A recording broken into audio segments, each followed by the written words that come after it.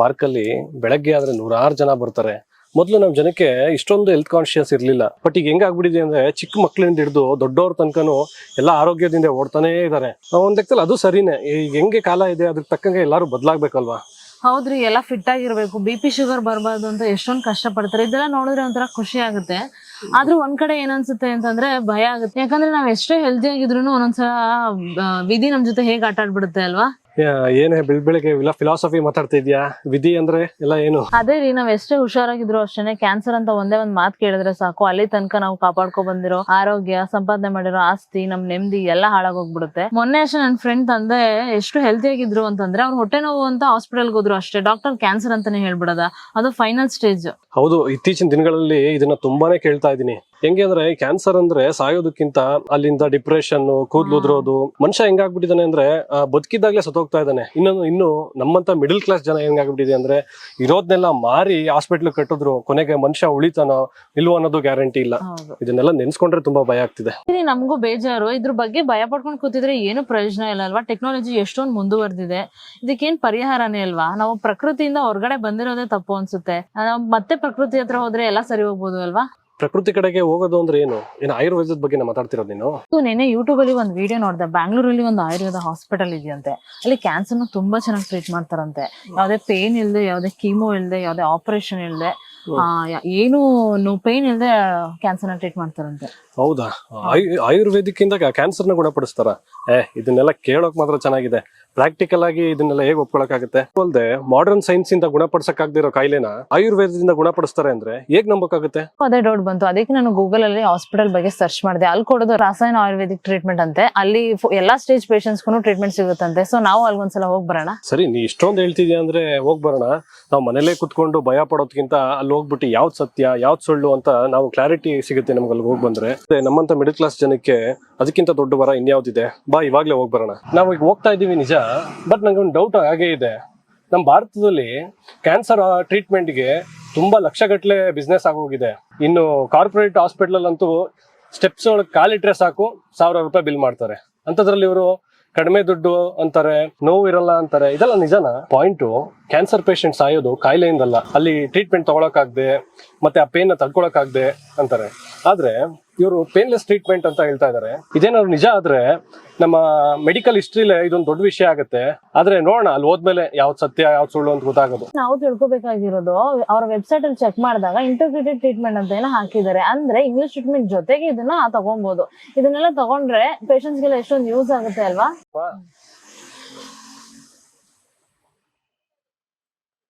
ನೋಡಿ, ಇದನ್ನೇ ಹಾಸ್ಪಿಟಲ್ ಅಂತ ಹೋಗ್ತು. ಎಲ್ಲರೂ ಜನ ಹಾಸ್ಪಿಟಲ್.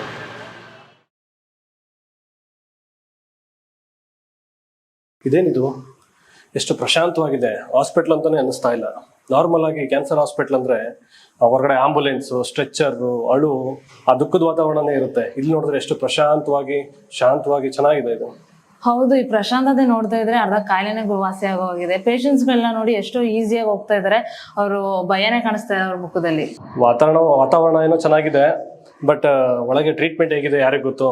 ನೋಡ್ರಿ, ಒಳಗೆ ಹೋಗೋಣ. ಫಸ್ಟ್ ಪೇಷಂಟ್ ನ ಮಾತಾಡ್ಸಿದ್ರೆ ನಿಜ ಸತ್ಯ ಹೊರಗಡೆ ಬರುತ್ತೆ. ಯಾಕಂದ್ರೆ ಡಾಕ್ಟರ್ ಮಾತಾಡ್ಸಕ್ಕಿಂತ ಪೇಷಂಟ್ಸ್ ನ ಮಾತಾಡ್ಸಿದ್ರೆ ನಿಜವಾದ ಸತ್ಯ ಗೊತ್ತಾಗುತ್ತೆ. ಬಾ, ಒಳಗೆ ಹೋಗೋಣ. ಸರ್ ನಮಸ್ತೆ. ನಮಸ್ತೆ ಸರ್, ಹೇಳಿ. ಶಿವಕುಮಾರ್ ಅಂತ. ಓಕೆ, ನನಗೆ ಹಾಸ್ಪಿಟಲ್ ಬಗ್ಗೆ ಸ್ವಲ್ಪ ಇನ್ಫಾರ್ಮೇಶನ್ ಬೇಕಿತ್ತು. ಡಾಕ್ಟರ್ ನ ಮೀಟ್ ಮಾಡ್ಬೇಕಿತ್ತು. ಮಾಡಬಹುದು ಸರ್. ಪೇಷಂಟ್ಸ್ ಇದಾರೆ, ಸ್ವಲ್ಪ ಹೊತ್ತು ಕಾಯ್ಬೇಕಾಗುತ್ತೆ.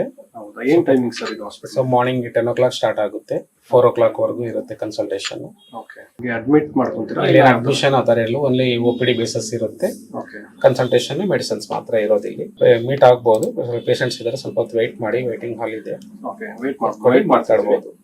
ಓಕೆ ಸರ್, ಬನ್ನಿ. ಇಲ್ಲೊಬ್ರು ಪೇಷಂಟ್ ಇದ್ದಾರೆ, ಮೆಡಿಸಿನ್ ತಗೊಂಡಿದ್ದಾರೆ ಆಲ್ರೆಡಿ. ಅದ್ರ ಒಪಿನಿಯನ್ ಬಗ್ಗೆ ಕೇಳೋಣ ಇವ್ರ ಹತ್ರ. ನಮಸ್ತೆ, ನಿಮ್ ಹೆಸರು? ಸಾವಿತ್ರಮ್ಮ. ನಿಮ್ ಏಜ್ ಎಷ್ಟು? 40. ಎಲ್ಲಿಂದ ಬಂದಿದ್ದೀರಾ? ಆರೋಳಿಂದ ಆಚೆ. ಅಮ್ಮ, ನಿಮ್ಗೆ ಯಾವಾಗ ಗೊತ್ತಾಗಿದ್ದು ಹುಷಾರಿಲ್ಲ ಅಂತ? 2 ವರ್ಷದಿಂದ ತಲೆನೋವು ಮಾತ್ರ ನುಂಗ್ತಾ ಇದೆ. ಆಮೇಲೆ 2 ತಿಂಗಳಾದ್ಮೇಲೆ ಒಂಥರ ತಲೆ ಸುತ್ತ ಬಂದಂದು ಬೀಳಕ್ ಹತ್ಕೊಂಡೆ. ಆಮೇಲೆ ಆಪರೇಷನ್ ಮಾಡಿಸ್ಕೊಂಡಾದ್ಮೇಲೆ ಈ ಮೊಬೈಲ್ ಅಲ್ಲಿ ನೋಡ್ದು ಈ ಮಾತ್ರೆ ಹಾಸ್ಪಿಟ್ಲೇ ಇದೆ. ಆಮೇಲೆ ಆಪರೇಷನ್ ಮಾಡಿ 20 ದಿನಕ್ಕೆ ಬಂದು ಮೆಡಿಸಿನ್ ತಗೊಂಡೆ. 2 ವರ್ಷದಿಂದ ನಿಮ್ಗೆ ತಲೆನೋವು ಬರ್ತಾ ಇತ್ತಾ? ಬೇರೆ ಏನಾದ್ರು ಪ್ರಾಬ್ಲಮ್ ಇತ್ತಾ? ಇಲ್ಲ, ಏನ್ ಪ್ರಾಬ್ಲಮ್, ತಲೆನೋವು ಒಂದೇ ಮೇಡಮ್. ಆಮೇಲೆ ತಲೆ ಸುತ್ತ ಬಂತ? ಆಮೇಲೆ ತಲೆ ಸುತ್ತ 2 ತಿಂಗಳಾಯ್ತು. ತಲೆ ಸುತ್ತ ಬಂದ್ 2 ತಿಂಗಳಿಗೆ ಬಂದ್ ಹಾಸ್ಪಿಟ್ಲ್ ತೋರಿಸ್ತದ್ಕೆ ಆಮೇಲೆ ಏನು ಬ್ರೆಡ್ ಕಟ್ಟೋದಿ ಅಂತ ಆಪ್ರೇಷನ್ ಮಾಡಿದ್ರು. ಆಮೇಲೆ ಇಲ್ಲಿಗೆ ಬಂದ ಮೆಡಿಸಿನ್ ತಗೊಳ್ಳೋಣ ಅಂತ ಆಮೇಲೆ ಈಗ 1 ತಿಂಗಳಿಂದ ಆರಾಮಾಗಿದ್ದೀರಾ? ಇವಾಗ ಆರಾಮಾಗಿದ್ದೀವಿ, ಪರವಾಗಿಲ್ಲ. ನಿಮ್ಗೆ ತೀರಾ ಹುಷಾರಿಲ್ಲ, ತಲೆನೋವು ಜಾಸ್ತಿ ಆಯ್ತು, ತಲೆ ಸುತ್ತು ಅಂತ ಯಾವಾಗ ಹೋಗಿದ್ದು? ಇನ್ನು 11ನೇ ತಾರೀಕು ಅಂದ್ರೆ 3 ತಿಂಗಳಾಯ್ತು. ಹೌದಾ? 3 ತಿಂಗಳು ಮುಂಚೆ ನೀವು ಹಾಸ್ಪಿಟಲ್ಗೆ ಹೋಗಿದ್ದು. ಅಲ್ಲಿ ನೀವು ತೋರ್ಸ್ಕೊಂಡ್ರಲ್ಲ, ಅಲ್ಲಿ ಡಾಕ್ಟರ್ಸ್ ಎಲ್ಲ ಏನ್ ಹೇಳಿದ್ರು ಇದ್ರ ಬಗ್ಗೆ? ಅದೇ ಎಲ್ಲ ಸ್ಕ್ಯಾನ್ಗೆಲ್ಲ ಮಾಡಿದ್ರು. ಸ್ಕ್ಯಾನ್ ಮಾಡ್ಬಿಟ್ಟು ತಲೆ ಬೆಡ್ ಎಪ್ ಕಟ್ಟ ಕಣಮ್ಮ, ಯಾವ ತಲೆಗೆ ಇದೇನೋ ಹೊಡೆದ್ಬಿಟ್ಟದೆ, ಎಪ್ ಕಟ್ಬಿಟ್ಟದೆ, ಆಪರೇಷನ್ ಮಾಡಬೇಕು ಕಣಮ್ಮ. ಸರಿ ಸರ್ ಅನ್ಬಿಟ್ಟು ಮಾಡಿಸ್ತು. ಇನ್ನು 11ನೇ ತಾರೀಕು ಬಂದ್ರೆ 3 ತಿಂಗಳಾಯ್ತು. ಈ ಹಾಸ್ಪಿಟಲ್ಗೆ ಯಾಕೆ ಕಾರಣ ನೀವು ಬಂದಿದ್ದು? ಕಾರಣ ಅಂದ್ಬಿಡ್ರ ಅವರು ಏನಾರ ಮುಂದರಿಬೇಡ್ದು ಅನ್ನೋದಕ್ಕೆ ಮೆಡಿಸಿನ್ ಕೊಡ್ತೀವಿ ಅಂತ ಹೇಳಿದ್ರಲ್ವಿ ಈ ಹಾಸ್ಪಿಟಲ್ ಅಲ್ಲಿ, ಮೊಬೈಲ್ ಅಲ್ಲಿ ಚೆಕ್ ಮಾಡೋದಕ್ಕೆ. ಆದ್ರಿಂದ ಇಲ್ಲಿಗೆ ಬಂದ್ರಿ. ಇಲ್ಲಿ ಬಂದ್ಮೇಲೆ ಯೂಸ್ ಆಯ್ತಾ ನಿಮ್ಗೆ? ಪರವಾಗಿಲ್ಲ ಮೇಡಮ್. ಏನೆಲ್ಲ ಆಯ್ತು ಬದಲಾವಣೆ? ಇಲ್ಲ, ಓಡಾಡ್ಕೊಂಡು ಅಡಿಗೆ ಗಿಡಿಗೆ ಎಲ್ಲ ಮಾಡ್ತೀನಿ. ಎಲ್ಲ ಪರವಾಗಿಲ್ಲ. ಇವತ್ತು ನೀವು ಡಾಕ್ಟರ್ ಹತ್ರ ಬಂದಿದ್ರಿ ಅಲ್ವಾ? ಡಾಕ್ಟರ್ ಏನ್ ಹೇಳಿದ್ರು ನಿಮ್ ಹೆಲ್ತ್ ಬಗ್ಗೆ? 6 ತಿಂಗಳು ತಕೊಳ್ರಿ, ಇವಾಗ ಹೆಂಗ್ ತಕೋದಿದ್ರೆ ಹಂಗೆ ತಗೊಳ್ಳಿ ಅಂತ ಹೇಳಿದ್ರ. ಮುಂದೆ ಇವಾಗ ನಿಮ್ ಆಪರೇಷನ್ ಮಾಡಿರತ್ತಾವ, ಏನು ಪ್ರಾಬ್ಲಮ್ ಇಲ್ಲ, ಅದೇನು ರಿಪೋರ್ಟ್ ಅಲ್ಲಿ ಕಾಣಿಸ್ತಾ ಇಲ್ಲ. ಕಂಟ್ಲತ ಮಾತ್ರ ಒಂದ್ಸಿ ಇಂಪೆನ್ಷನ್ ತರ ಕಾಣ್ತದೆ. ಹಸಿ ಅರ್ಶಿನ ಶುಂಠಿ ಹಾಕೊಂಡು ಹಾಲಲ್ಲಿ ಕುಡಿದ್ರೆ ಏನು ಆಗಲ್ದು, ಏನು ಪ್ರಾಬ್ಲಮ್ ಇಲ್ಲ. ಸ್ಕ್ಯಾನ್ ರಿಪೋರ್ಟ್ ಏನು ಪ್ರಾಬ್ಲಮ್ ಇಲ್ಲ ಅಂತ ಹೇಳಿದ್ರು ಡಾಕ್ಟರ್. ಹೇಳಿದ್ರು ಪತಿಯ ಹೇಳಿದವ್ರು, ಅವ್ರು ಪತಿಯ ಹೇಳಿದ ಹಂಗೆ ಇತ್ತು, ಹಂಗೆ ಇರ್ಬೇಕೆ ಮೇಡಮ್ ಅವ್ರ ಅಂದ್ರೆ ಹಂಗೆ ಇರ್ಬೇಕು, ಮಾತೆ ತಕೊಳೋ ಗಂಟಾನು. ಇದೇ ತರ ಇವಾಗ ಹೆಂಗೆ ಖುಷಿಯಾಗಿದ್ದೀರಾ, ಹಿಂಗೆ ನಗ್ತಾ ಆರಾಮಾಗಿದೆ, ಅದೇ ತರ ನಾನು ಬಯಸ್ತೀನಿ. ಒಳ್ಳೇದಾಗ್ಲಿ. Thank you madam. ಮೇಡಮ್, ಈ ರಸಾಯನ ಆಯುರ್ವೇದ ಅಂದ್ರೆ ಏನು? ಹೊರಗಡೆ ಈಗ ಸಿಗ ನಮ್ಗೆ ಆಯುರ್ವೇದಕ್ಕೂ ಮತ್ತೆ ಇದಕ್ಕೂ ಏನ್ ಡಿಫ್ರೆನ್ಸ್? ಮತ್ತೆ ನಮ್ಗೆ ಈ ಕ್ಯಾನ್ಸರ್ಗೆ ಇದು ಹೇಗೆ ಕೆಲಸ ಮಾಡುತ್ತೆ ನಮ್ಗೆ? ನಮಸ್ತೆ, ನಾನು ಡಾಕ್ಟರ್ ರಶ್ಮಿ ಅಂತ. ಆಯುರ್ವೇದಕ್ಕೂ ರಸಾಯನ ಆಯುರ್ವೇದಕ್ಕೂ ಏನ್ ಡಿಫ್ರೆನ್ಸ್ ಅಂದ್ರೆ, ಆಯುರ್ವೇದದಲ್ಲಿ ಒಂದಷ್ಟು ಬ್ರಾಂಚ್ಗಳಿದೆ. ಈಗ ನಾವು ಅಲೋಪತಿಯಲ್ಲೆಲ್ಲ ನೋಡಿರ್ತೀವಲ್ವಾ, ENT, ಗೈನಿಕೋ, OBG ಅಂತೆಲ್ಲ, ಹಂಗೆ ಇದ್ರಲ್ಲೂ ಬ್ರಾಂಚ್ಗಳಿದೆ.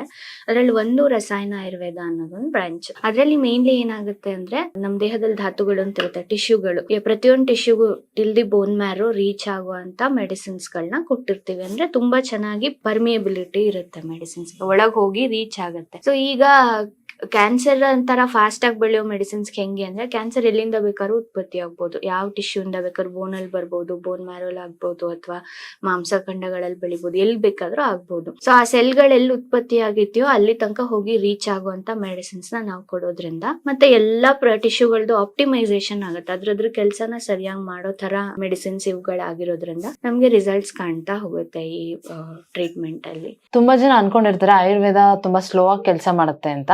ಕ್ಯಾನ್ಸರ್ ತರ ಕಾಯಿಲೆಗೆ ನಿಮ್ಮ ಆಯುರ್ವೇದ ಹೇಗೆ ಕೆಲಸ ಮಾಡುತ್ತೆ? ಸೊ ಕ್ಯಾನ್ಸರ್ ಎಷ್ಟೇ ವೇಗವಾಗಿ ಹೋದ್ರೂ ನಮ್ಮ ರಸಾಯನ ಚಿಕಿತ್ಸೆ ಹೇಗೆ ಕೆಲಸ ಮಾಡುತ್ತೆ ಅಂತಂದ್ರೆ, ಇವಾಗ ಓಡ್ತಾ ಇರುವಂತಹ ಏನೋ ಒಂದು ಗಾಡಿ ಇರ್ಬೋದು, ಅದನ್ನ ಸ್ಲೋ ಮಾಡುತ್ತೆ. ದ ಅಗ್ರೆಸಿವ್ನೆಸ್ ಅಂತ ಹೇಳ್ತೀವಿ. ಸೊ ನಮ್ಮ ಬಾಡಿನಲ್ಲಿ ಈ ವಿಷ ಕಣಗಳು ಅಂತ ಇರ್ತವೆ. ಸೊ ಆ ವಿಷ ಕಣಗಳೇ ನಮ್ಮ ದೇಹದ ಜೀವಕೋಶ ಅಂದ್ರೆ ಸೆಲ್ನ ಡ್ಯಾಮೇಜ್ ಮಾಡಿಬಿಟ್ಟು ಅದು ಕ್ಯಾನ್ಸರ್ ಸೆಲ್ಸ್ ಆಗುತ್ತೆ. ಸೊ ಅದರಿಂದ ಅದು ಅಗ್ರೆಸಿವ್ ಸ್ಪೀಡ್ ತುಂಬಾ ಇರುತ್ತೆ. ಸೊ ನಮ್ಮ ಮೆಡಿಸಿನ್ಸ್ ಒಳ್ಳೆ ಆಂಟಿ ಆಕ್ಸಿಡೆಂಟ್ಸ್ ಆಗಿರುತ್ತೆ. ಈ ಆಂಟಿ ಆಕ್ಸಿಡೆಂಟ್ಸ್ ಏನ್ ಮಾಡುತ್ತೆ, ಈ ವಿಷ ಕಣಗಳನ್ನ ರಿಮೂವ್ ಮಾಡುತ್ತೆ. ಇದರಿಂದ the aggressiveness of the cancer cells ಕಡಿಮೆ ಆಗುತ್ತೆ. ಸೊ ಇದರಿಂದ ಕ್ಯಾನ್ಸರ್ ಸ್ಪೀಡ್ ಆಗಿರುವಂಥದ್ದು ಸ್ಲೋ ಆಗುತ್ತೆ. ಸೊ ಯಾವುದೇ ಸ್ಟೇಜ್ ಅಲ್ಲಿ ಇದ್ರು ನಾವು ಈ ಟ್ರೀಟ್ಮೆಂಟ್ ಇಂದ ಅವ್ರಿಗೆ ಖಂಡಿತವಾಗಿ ಪೇಷಂಟ್ಗೆ ತುಂಬಾ ಒಳ್ಳೆ ಇಂಪ್ರೂವ್ಮೆಂಟ್ ಸಿಗುತ್ತೆ. ಈಗ ಯಾವುದೇ ಒಂದು ಪೇಷಂಟ್ ಕೀಮೋ ರೇಡಿಯೇಷನ್ ಅಂತ ಟ್ರೀಟ್ಮೆಂಟ್ ತಗೊಂತಿದ್ದು, ಆ ತಗೊಂಡ್ತಾನೆ ನಿಮ್ಮ ಹತ್ರ ಬರ್ಬೋದಾ, ಇಲ್ಲ ಅಂದ್ರೆ ಸ್ಟಾಪ್ ಮಾಡ್ಬೇಕಾ? ಇಲ್ಲಿ ಈ ಪುನರ್ಜನ್ ಮೆಡಿಸಿನ್ ಏನಿದೆಯೋ ಇದು ಇಂಟಿಗ್ರೇಟೆಡ್ ಮೆಡಿಸಿನ್ ಅಂತ ಹೇಳ್ತೀವಿ. ಇಟ್ಸ್ ಲೈಕ್ ಬೇರೆ ಟ್ರೀಟ್ಮೆಂಟ್ ತಗೊಂಡ್ತಾನು ಈ ಟ್ರೀಟ್ಮೆಂಟ್ ಅನ್ನೋದು ತಗೋಬಹುದು. ಇದು ಸಪೋರ್ಟಿವ್ ಆಗಿ ಕೆಲಸ ಮಾಡುತ್ತೆ. ಕೀಮೋಥೆರಪಿ ರೇಡಿಯೇಷನ್ ತಗೊಳೋವಾಗ ಈ ಟ್ರೀಟ್ಮೆಂಟ್ ಅನ್ನೋದು ಪ್ಯಾರಲಲ್ ಆಗಿ ಸ್ಟಾರ್ಟ್ ಮಾಡಿದಾಗ ಇಟ್ಸ್ ಲೈಕ್ ತುಂಬಾ ಪೇಷಂಟ್ಸ್ಗೆ ಕೀಮೋ ಅಲ್ಲಿ ಸೈಡ್ ಎಫೆಕ್ಟ್ಸ್ ಫೇಸ್ ಮಾಡಿರ್ತಾರೆ, ಲೈಕ್ ಸುಸ್ತಾಗೋದು, ವಾಮಿಟ್, ಮೋಷನ್ಸ್, ಸ್ವಲ್ಪ ಜನ ಈವನ್ ನೆಕ್ಸ್ಟ್ ಕೀಮೋಗೆ ಕೂಡ ಕ್ಯಾಪಬಲ್ ಅನ್ನೋದು ಇರಲ್ಲ. ಸೊ ಈ ಟ್ರೀಟ್ಮೆಂಟ್ ಪ್ಯಾರಲಲ್ ಆಗಿ ಹೋಗ್ಬೇಕಾದ್ರೆ ಅವರು ಟ್ರೀಟ್ಮೆಂಟ್ ನ ತಗೊಳೋ ಕ್ಯಾಪಬಿಲಿಟಿ ಅನ್ನೋದು ಬಿಲ್ಡಪ್ ಆಗುತ್ತೆ. ಪೇಷಂಟ್ ಅನ್ನೋದು ಸುಸ್ತು ಅದೆಲ್ಲ ಏನು ಇಲ್ದಿದ್ದಂಗೆ ಆರಾಮಾಗಿ ಅನ್ನೋದು ಇರ್ತಾರೆ. ನಿಮ್ಮಲ್ಲಿ ಒಂದು ಹೈಯೆಸ್ಟ್ ಸಕ್ಸಸ್ ರೇಟ್ ಇದೆ ಅಂತ ಕೇಳ್ಪಟ್ಟಿದ್ದೀನಿ ಮ್ಯಾಮ್.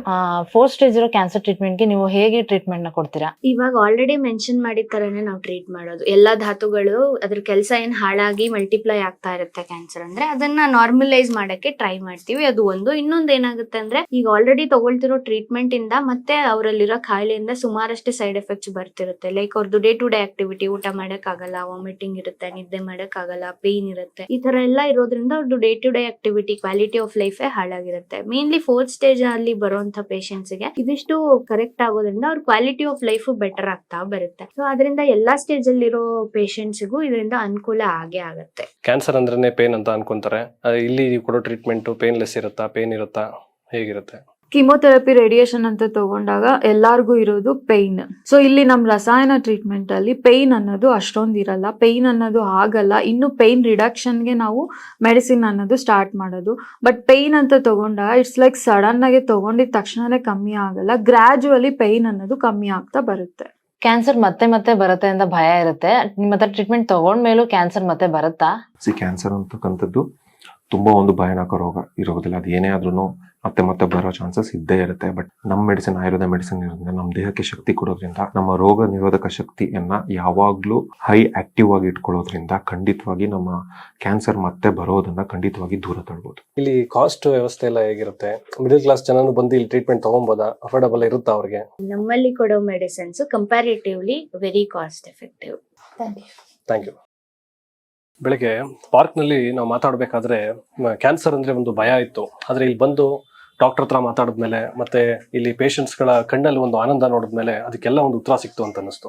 ಹೌದ್ರಿ, ಡಾಕ್ಟರ್ ಹೇಳಿರೋ ಈ ರಸಾಯನ ಚಿಕಿತ್ಸೆ ಬಗ್ಗೆ ನನಗೂ ತುಂಬಾ ಇಷ್ಟ ಆಯ್ತು. ನಮ್ಮ ಈ ಕಾಯಿಲೆ ಹೇಗ್ ಬಂತು, ನಮ್ಮ ಬಾಡಿಲಿ ಸೆಲ್ಸ್ ಎಲ್ಲ ಯಾವ್ದಾವ್ದು ಹಾಳಾಗಿದೆ, ಇದನ್ನೆಲ್ಲ ಮೂಲ ಹುಡುಕಿ ನಮ್ಗೆ ಒಳ್ಳೆ ಟ್ರೀಟ್ಮೆಂಟ್ ಕೊಡ್ತಾರೆ. ಈ ಲಾಜಿಕ್ ಎಲ್ಲ ಎಷ್ಟು ಚೆನ್ನಾಗಿದೆ ಅಲ್ವಾ? ನನಗೆ ಇಲ್ಲಿ ಆಶ್ಚರ್ಯ ಅನ್ಸೋದೇನಪ್ಪಾ ಅಂದ್ರೆ ಇಲ್ಲಿನ ಇಂಟಿಗ್ರೇಟೆಡ್ ಟ್ರೀಟ್ಮೆಂಟ್. ನಮ್ಮಂತವ್ರಿಗೆ ಇಂಗ್ಲಿಷ್ ಮೆಡಿಸಿನ್ ನ ಸ್ಟಾಪ್ ಮಾಡೋದು ಅಂದ್ರೆ ಭಯ ಆಗುತ್ತೆ, ಆದ್ರೆ ಇಲ್ಲಿ ಇದರ ಅವಶ್ಯಕತೆನೇ ಇಲ್ಲ. ನಾವು ಇಂಗ್ಲಿಷ್ ಮೆಡಿಸಿನ್ ಜೊತೆಗೇನೆ ಇಲ್ಲಿನ ಔಷಧಿಗಳನ್ನು ತಗೊಬಹುದು. ಇದರಿಂದ ಯಾವುದೇ ಸೈಡ್ ಎಫೆಕ್ಟ್ ಕೂಡ ಆಗಲ್ಲ. ನಾವು ಬೇಗ ಹುಷಾರಾಗಬಹುದು, ಮತ್ತೆ ನಮ್ಮ ಫ್ಯಾಮಿಲಿ ಕೂಡ ನೆಮ್ಮದಿಯಾಗಿರ್ತಾರೆ. ಇನ್ನು ಪೇನ್ಲೆಸ್ ಕೂಡ, ಪೇಷಂಟ್ಸ್ ಅವ್ರ ಮನೆಯವ್ರ ಜೊತೆ ಇದ್ದು ಮೆಡಿಸಿನ್ಸ್ ನ ತಗೋಬಹುದು. ಇದೊಂಥರ ಅದ್ಭುತನೇ ಅಲ್ವಾ? ಹೌದು. ಎಲ್ಲದಕ್ಕಿಂತ ಮುಖ್ಯವಾಗಿ ನಮ್ಮಂತ ಮಿಡಲ್ ಕ್ಲಾಸ್ ಜನಕ್ಕೆ ದುಡ್ಡನ್ನ ಹೊಂದಿಸೋದು ತುಂಬಾ ಇಂಪಾರ್ಟೆಂಟ್ ಆಗುತ್ತೆ. ಒಂದು ದಿನಕ್ಕೆ ಆಗೋ ಖರ್ಚು ಇಲ್ಲಿ ಒಂದು ತಿಂಗಳು ಟ್ರೀಟ್ಮೆಂಟ್ ತಗೊಬಹುದು. ಇದರಿಂದ ಯಾವುದೇ ಮನೆ ಮಾರೋ ಅವಶ್ಯಕತೆನೂ ಇಲ್ಲ, ಯಾವುದೇ ಸಾಲ ಮಾಡೋ ಅವಶ್ಯಕತೆನೂ ಇಲ್ಲ. ಎಷ್ಟೋ ಜನ ಪೇಷಂಟ್ಸ್ಗೆ 4 ಸ್ಟೇಜ್ ಇಂದ ಡಾಕ್ಟರ್ಸ್ ಎಲ್ಲ ಕೈ ಬಿಟ್ಬಿಟ್ಟಿರ್ತಾರೆ, ಅಂತವ್ರು ಇಲ್ಲಿ ಬಂದು ಟ್ರೀಟ್ಮೆಂಟ್ ತಗೊಂಡು ಖುಷಿಯಾಗಿದ್ದಾರೆ. ಇದನ್ನೆಲ್ಲ ನೋಡಿದ್ರೆ ಎಷ್ಟು ಖುಷಿ ಆಗುತ್ತಲ್ವಾ? ಕ್ಯಾನ್ಸರ್ ಬಂದಿದೆ ಅಂದ ತಕ್ಷಣ ನಿಮ್ಮ ಜೀವನದಲ್ಲಿರೋ ಆಸೆನ ಯಾವತ್ತೂ ಬಿಟ್ಕೊಡ್ಬಿಡಿ, ಯಾಕಂದ್ರೆ ಪುನರ್ಜನ್ ಎಂಬ ಒಂದು ಪರಿಹಾರ ಇದೆ. ನಿಮಗ್ ಗೊತ್ತಿರೋರು, ಸಂಬಂಧಿಕರು ಯಾರೇ ಇದ್ರು ಅಷ್ಟೇ ಪುನರ್ಜನ್ ಆಯುರ್ವೇದ ಬಗ್ಗೆ ಹೇಳಿ. ಇದು ಬರೀ ಬೆಂಗಳೂರಲ್ಲಿ ಮಾತ್ರ ಅಲ್ಲ, ಹೈದರಾಬಾದ್, ವಿಜಯವಾಡ ಹಾಗೂ ಡೆಲ್ಲಿ, ಕೋಲ್ಕತ್ತಾ, ಚೆನ್ನೈ ಎಲ್ಲಾ ಕಡೆನೂ ಇದೆ. ನೀವು ಎಲ್ಲಿಗೂ ಹೋಗೋ ಅವಶ್ಯಕತೆ ಇಲ್ಲ. ಸ್ಕ್ರೀನ್ ಮೇಲೆ ಬರ್ತಾ ಇರೋ ನಂಬರ್ಗೆ ನಿಮ್ಮ ರಿಪೋರ್ಟ್ನ ವಾಟ್ಸಪ್ ಮಾಡಿ ಹಾಗೂ ಡಾಕ್ಟರ್ ಜೊತೆ ಫ್ರೀ ಆಗಿ ಮಾತಾಡ್ಬೋದು. ನೀವು ಜೀವನದಲ್ಲಿ ತಗೊಳ್ಕೊಳ್ಳೋ ಒಂದು ಸಣ್ಣ ನಿರ್ಧಾರ ನಿಮ್ಮ ದೊಡ್ಡ ಜೀವನವನ್ನೇ ಉಳಿಸುತ್ತೆ. ಈ ವಿಡಿಯೋನ ಎಲ್ಲರಿಗೂ ಶೇರ್ ಮಾಡಿ. ಇದು ಮಾಹಿತಿ ಮಾತ್ರವಲ್ಲ, ಇದು ಯಾರಿಗೋ ಒಬ್ಬರಿಗೆ ಸಂಜೀವಿನಿ. ಆರೋಗ್ಯವೇ ನಮ್ಮ ಜವಾಬ್ದಾರಿ. ಎಲ್ಲರೂ ಹುಷಾರಾಗಿರಿ.